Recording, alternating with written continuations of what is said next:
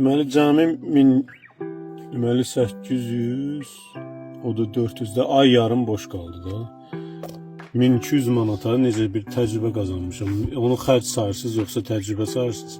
Mənim üçün təcrübədir.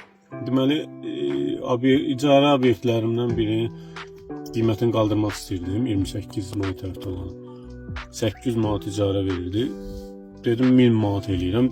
Çünki açığı məlumatım yox idi orada hazırda. Elə bildim ki ucuz oturur. Nəsə icarədə olan dedi ki çıxıram. Çıxıram, dedim çıxdı. Mən də götürüb 1200 icarəyə elana qoydum. Haradasa 1200, 1100, 1000 saldım, 900'e saldım.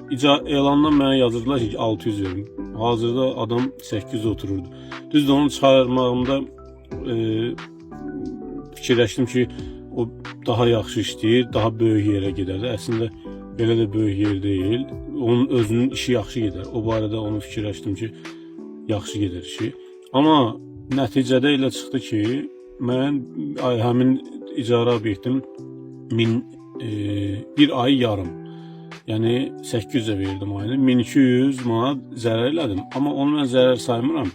Onu mən özümə təcrübə sayıram. Hazırda yəni ki, gərək mən eləməzdim, səhvimi başa düşürəm. Amma onu mən bilə bilməzdim də əvəzdə. Mən elə bildim həmin yerdə 1200'e də verə bilərəm.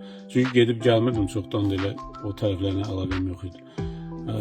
Bu indi sizcə zərərdir yoxsa təcrübədir? Mənim üçün sırf təcrübədir. Özüm ağlımda, beynimdə bu və yaxud buna oxşar başqa təcrübələri yığmaqdan ötürü ölürəm ya, xoşum ya. Qalanındakı bu gün beh verdilər, Allah xeyrini versin, götürdülər. Yenə eyni qiymətlə. 800 ilə çıxmışdı, 800 ilə də təzə adam girdi. Allah xeyrini versin. Sağ ol.